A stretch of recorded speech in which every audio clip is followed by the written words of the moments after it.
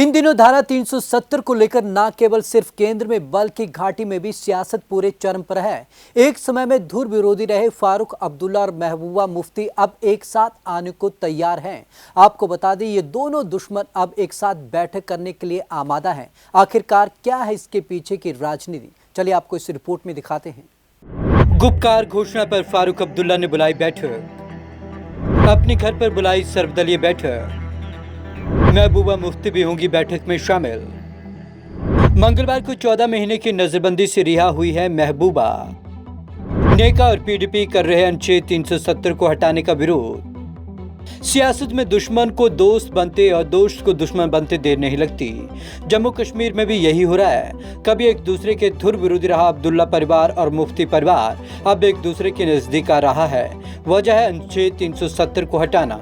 दरअसल national conference के अध्यक्ष फारूक अब्दुल्ला ने जम्मू कश्मीर के विशेष दर्जे के संबंध में गुपकार घोषणा पर भविष्य में कार्रवाई का खाका तैयार करने के लिए गुरुवार को अपने आवास पर बैठक बुलाई है। जम्मू कश्मीर के पूर्व मुख्यमंत्री और पीडीपी अध्यक्ष महबूबा मुफ्ती भी बैठक में हिस्सा लेंगी। 4 अगस्त 2019 को जारी किया गया था प्रस्ताव। गुपकार घोषणा नेशनल कॉन्फ्रेंस के अध्यक्ष अब्दुल्ला ने गुपकार स्थित आवास पर एक सर्वदलीय मीटिंग के दौरान जारी किया गया प्रस्ताव है। इससे जम्मू कश्मीर से विशेष राज्य के दर्जे को वापस लिए जाने से ठीक एक दिन पहले यानी कि 4 अगस्त 2019 को जारी किया गया था। क्या है गुपकार घोषणा? प्रस्ताव में कहा गया है कि पार्टियों ने सर्वसम्मति से फैसला किया है कि जम्मू कश्मीर की पहचान, स्वायत्तता और उसके विशेष दर्जे को संरक्षित करने के लिए मिलकर प्रयास करेंगी। इस प्रस्ताव पर नेशनल कॉन्फ्रेंस के अलावा पीडीपी, पीपुल्स कॉन्फ्रेंस और बहुत छोटे दल शामिल हैं। इससे पहले सभी हस्ताक्षरकर्ता दल 22 अगस्त को आपस में मिले थे और जम्मू कश्मीर के विशेष राज्य के दर्जे की बहाली को लेकर संकल्प किया था। अब्दुल्ला परिवार ने की महबूबा मुफ्ती से मुलाकात।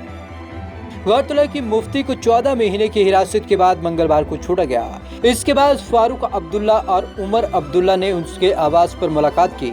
मुलाकात के बाद उमर ने कहा कि उनके पिता फारूक अब्दुल्ला और उन्होंने महबूबा मुफ्ती से मिलकर रिहाई के बाद उनका हालचाल जाना। उन्होंने कहा कि पीडीपी नेता ने गुपकार घोषणा पर हस्ताक्षर करने वालों की गुरुवार को होने वाली बैठक में शामिल होने का न्योता स्वीकार कर लिया है। उन्होंने बैठक शामिल होने के कारण फारूक साहब के निमंत्रण को विनम्रता से मंजूर किया है। महबूबा मुफ्ती ने जताई खुशी।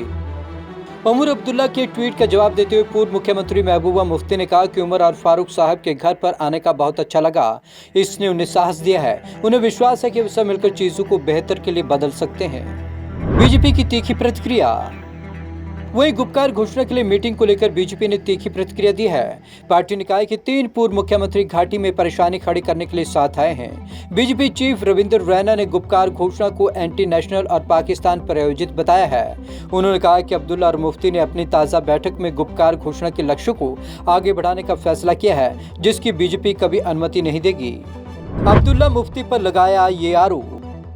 रैना ने कहा कि अब्दुल्ला और महबूबा मुफ्ती जैसे राजनेता अपने अपराधों को कवर करने की कोशिश कर रहे हैं। गुपकार घोषणा की आड़ में वे घाटी में उपद्रव की योजना बना रहे हैं। बीजेपी स्पष्ट कर देना चाहती है कि जिस किसी ने भी घाटी में अशांति फैलाने की कोशिश की उसे छोड़ा नहीं जाएगा।